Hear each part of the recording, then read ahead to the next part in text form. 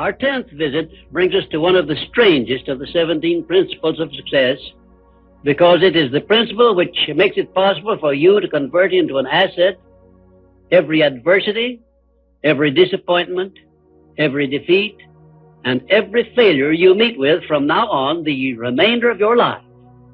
Yes, the principle of learning from adversity makes it possible for you to transmute all your past failures and mistakes into an asset which will help you achieve outstanding success in the future. At the very outset of this visit, I wish to call your attention to an important fact which may give you immediate possession of the great master key to success, namely, that your positive mental attitude is the only means by which you may convert adversities, defeats, and failures into assets.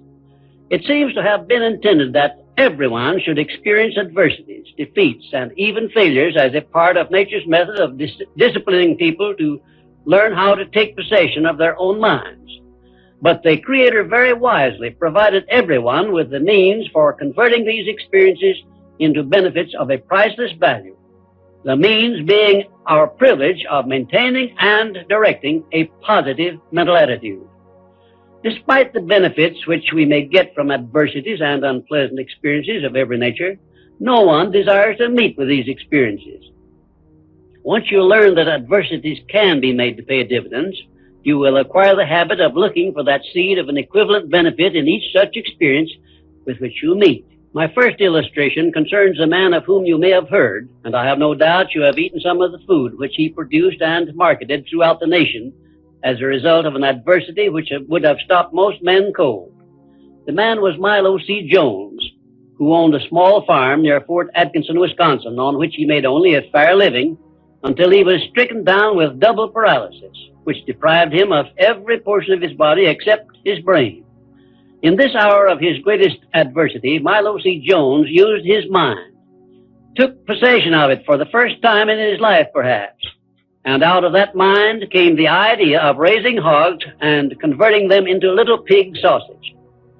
And on that same farm where previous to that adversity he made only a mere living, he found the seed of an equivalent benefit that compensated him for the loss of the use of his body and lived to see little pig sausage yield him a huge fortune.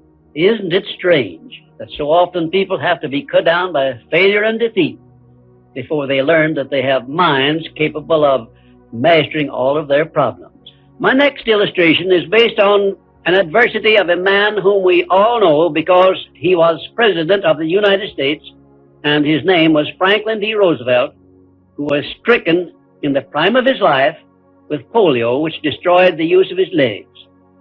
Instead of sitting on a street corner with a tin cup and some lead pencils, as many another might have done under similar circumstances, Franklin D. Roosevelt transmuted his affliction into a buildup of his self-reliance and lifted himself to the highest position available to mankind anywhere on this earth. Got that position and held it until he passed on. Held it longer than had any previous president. Verily, I tell you with all the enthusiasm at my command, that you may find in your adversities the necessary challenge to inspire you on to success, such as you never would have known without these experiences. Right here, may I remind you of the great importance of following the principle of a positive mental attitude, because this is the principle you will need most in converting unpleasant experiences into assets. My next illustration involves a very intimate personal experience of my own, which began when my mother passed on. I was 8 years of age. I know that the loss of one's mother at any age usually is regarded as an irreparable loss which offers no possible benefits.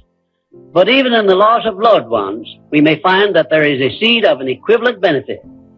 I found that seed in one of the most wonderful persons I have ever known when my father brought home my new mother. It was she who inspired me to prepare myself for the opportunity I was to receive later in life when I met Andrew Carnegie and received from him the commission to organize the world's first practical philosophy of personal success.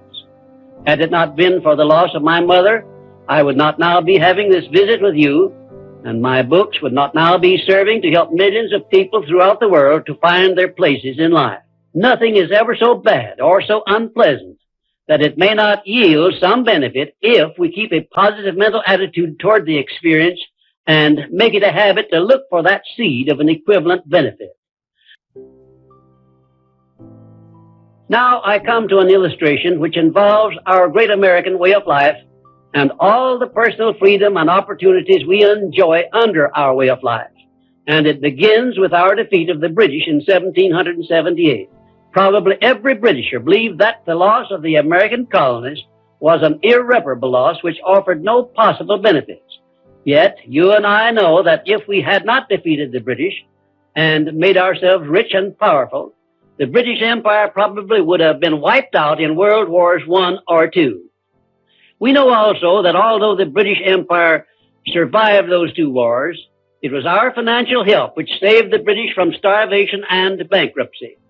So, today, every Britisher should give thanks for the defeat of Lord Cornwallis's armistice, because that defeat finally became the means of survival of the British Empire. My next illustration brings us face to face with an adversity which involves you and I and every other person now living.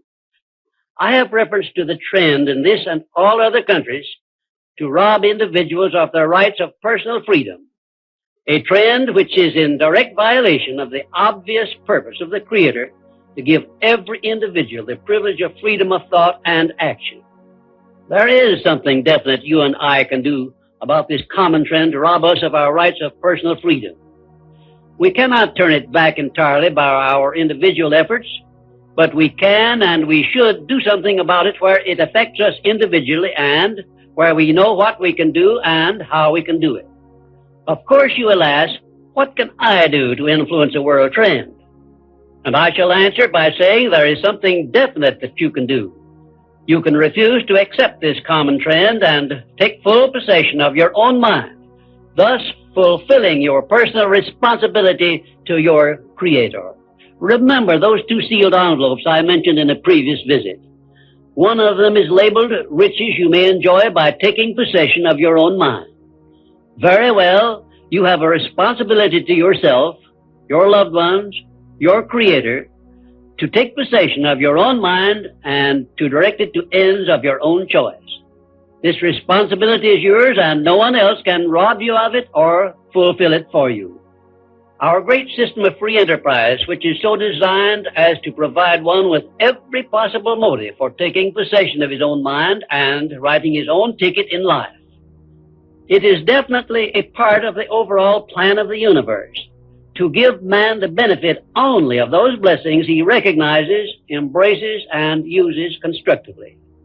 Tie your arm to your side and take it out of use, and nature rebels immediately by causing the arm to atrophy, wither, and become useless. Neglect to keep in contact with your friends and to cultivate them, and you lose them. Show indifference to the patrons from whom you earn your living, or the employer who pays your wages, and very soon you find yourself without a market for your services. It is an inevitable law of nature that you lose that which you do not use. And of course, this applies to the use of your own mind, the same as to everything else. And we who so often boast that we are citizens of the richest, the greatest, and the most powerful nation civilization has yet produced, will do well to remember this law, through which we lose that which we do not properly use.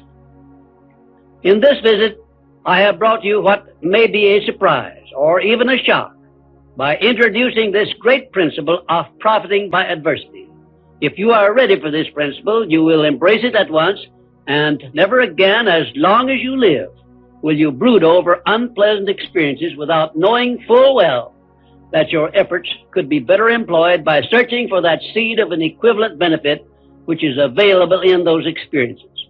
Now, before I conclude this visit, I shall give you this assignment which, if you carry it out sincerely, may well bring you a new birth of opportunity such as you never dreamed of experiencing.